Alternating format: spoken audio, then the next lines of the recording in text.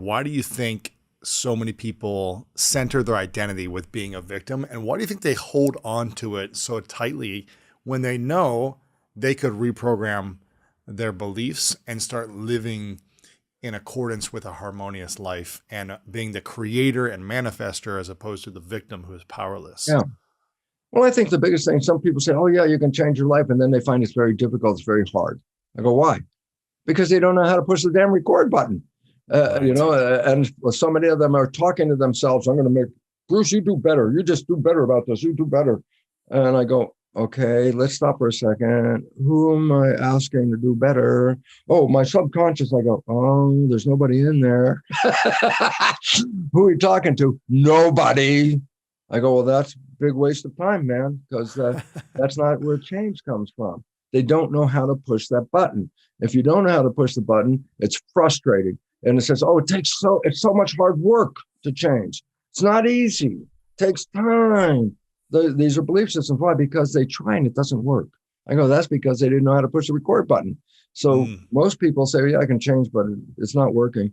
They said, think positive. And I thought positive and it didn't work. It's not working. Yeah. No, because the idea was you can think all you want, but the problem is while you're thinking, you're actually playing the negative program. So you could thinking about being positive is actually creating the negative problem because you're not paying attention when you're thinking about being positive. So this is the whole issue. People have a feeling that they can change, but they have no effort. They don't want to get in the game because they feel it's just too much time and it doesn't work. And I tried it and it didn't work. And then they give up and then life just goes on. It's seamless. You don't see it. It's just the way you've been living it ever since 7 years old. You've been just living this program. If someone had only said, you know what, I'm a victim. I've got too much going on. I don't have time to do these new program things you're talking about. The record button seems like too much work. It's exhausting. I've tried and started and stopped so many times with health, money, relationships, whatever it might be, and I'm a failure at all these things. If you could only give people a 5-minute thing to do every day, and you said just focus on this 5 minutes a day, well, that's to get you started. Well, the get you started is this. If you like the first time that I really started to be aware that my subconscious was controlling me was when I was in my car, stopped at a red light, and I realized I was going to be late. And then all of a sudden I started berating myself. Well, you can't do things right. You're not good you enough. Idiot. You're such a idiot. How do you forget these things? It was that moment that I said, wait, I'm listening to what these words are. I'm actually stopping. I'm not just saying the words. I'm saying the words, but I'm actually listening. I said, well, how many positive things did I just say? 0. Uh-oh, there's a problem right there. And I started to realize we have to stop and be conscious just long enough to listen to these things. They flow through just continuously. You got to stop and just tune in and say, what am I thinking? Why? Because if you start to realize that most of your thoughts are negative, and this is not good enough, that won't work, blah, blah, blah. And I said, but that's a creative voice you're talking about right there.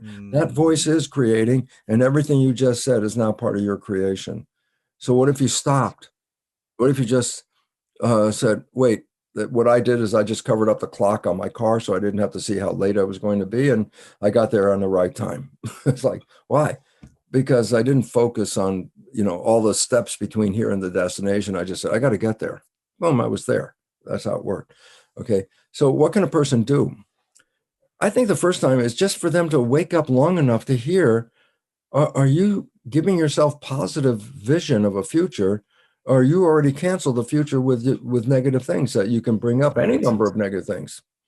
It's not going to happen because of X, fill in X. You can put anything in there. It's not going to happen. I go, until you understand, oh my God, I am not thinking a positive thought in this process.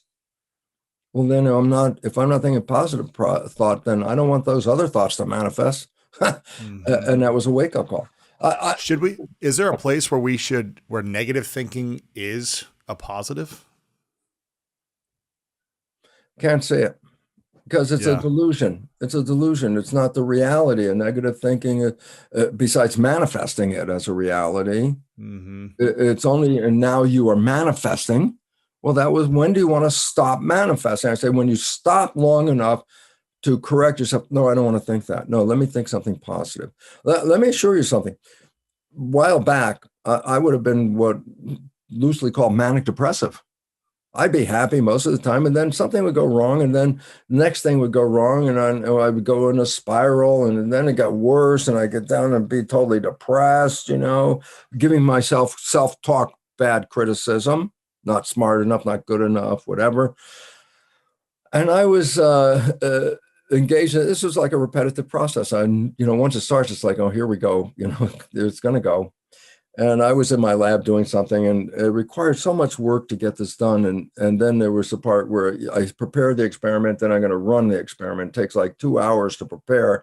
And then I start to run it. And if you mess up a little bit, the whole thing goes to. Mm-hmm. And so I did it the first time, went to crap, and it's like, oh God, it's got to spend 2 more hours putting it all back together again, weigh out all this stuff, do everything, get it ready. I ruined it the second time. Third time really pissed me off, because now I've spent over 6 hours of the day repeating an experiment that never worked. And I got real mad at myself, and I went into that, you idiot, you can't do anything right. And it was cool. I was alone in the room.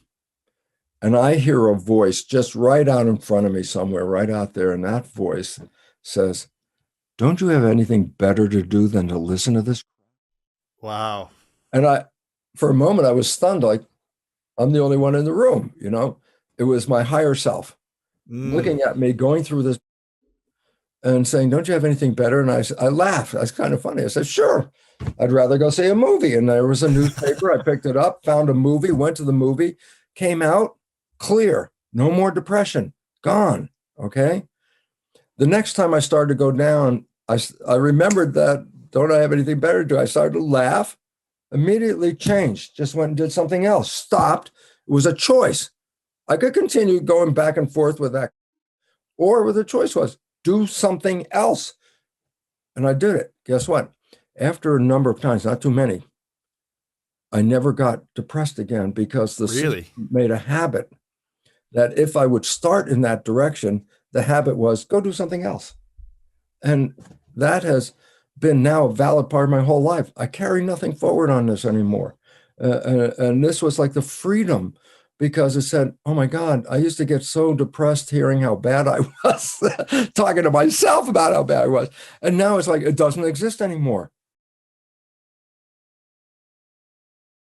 If you're living with yourself and you believe you're unlovable, then you're living with an unlovable self all day long, and you're going to be anxious, probably stressed, worried. What are people thinking about me? I'm not good enough. Other people don't think I'm good enough. I'm not going to be accepted. And that's the conscious thinking mind. Right. And while you're thinking, what's running the show? The problem that you're thinking about. Yeah, I'm exactly. thinking about it. And while I'm thinking, now the problem is running while I'm thinking about it. And as a cell biologist and researcher on science, what happens to our physical cells in the material world when the mind, subconsciously and consciously, is directing negative energy and thoughts towards it? Self-sabotage.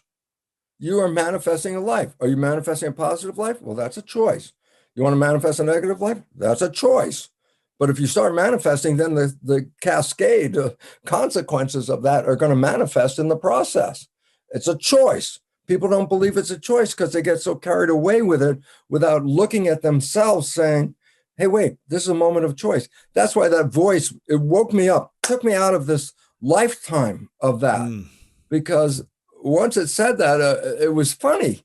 It was so funny that anytime I started to go down, I started laughing and then stop. And then the point was, it's been years since I've had any anger issues at all. Really? Yes. So you used to be a lot angrier, or used to be reactive. Things weren't working. Life. I was more frustrated most of the time because things weren't working the way I wanted them to work.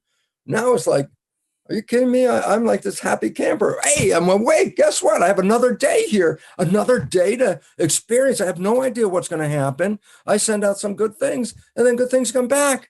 Great. This is a great life. This is not an accident. I know this from a scientific point of view because I'm very clear of my first 40 plus years with those programs that I got from my family, creating the problem that my family has.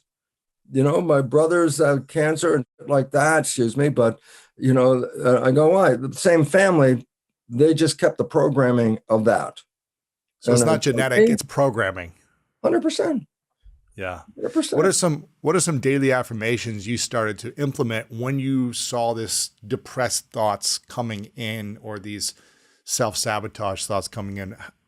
What did you shift it with affirmations, with different thoughts? What did you start to say It to was yourself? just the awareness, that, as I said, the very first stop light where I started all of a sudden listen while I'm waiting for the light. It was like the first time I tuned in and go, what the hell are you thinking?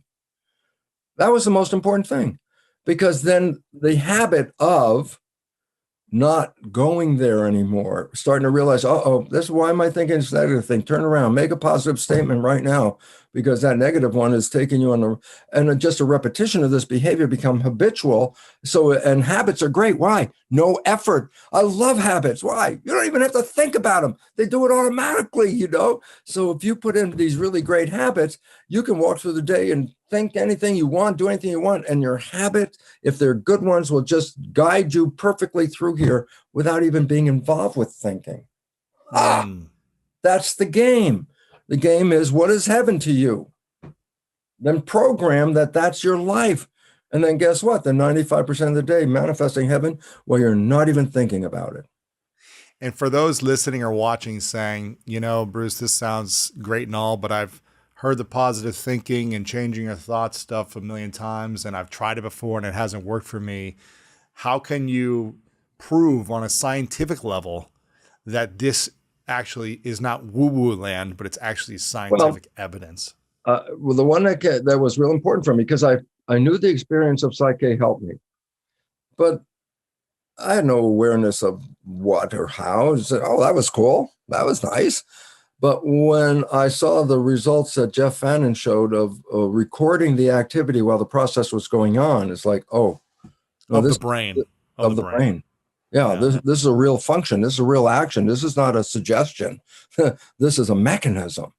And then that gave more positive character to me to follow through, because I saw this is just not coincidence stuff, man. This is manifestation. And we have that opportunity to manifest. But to many people, their belief system about that is they're the victim and I'm stuck and that's the way it is. That's my life and my genes did this and therefore I'm going to die and all this kind of, and it's like, wow, you are now a machine and you're going to play that right out to the very end, and it will happen just as you thought it would. Perceptions of our physical experiences, anything from sight, smell, sound, touch, taste. Love is a feeling. That's physiology. The body is translating the environment into sensations, which are broadcast back to source. So I came here to experience.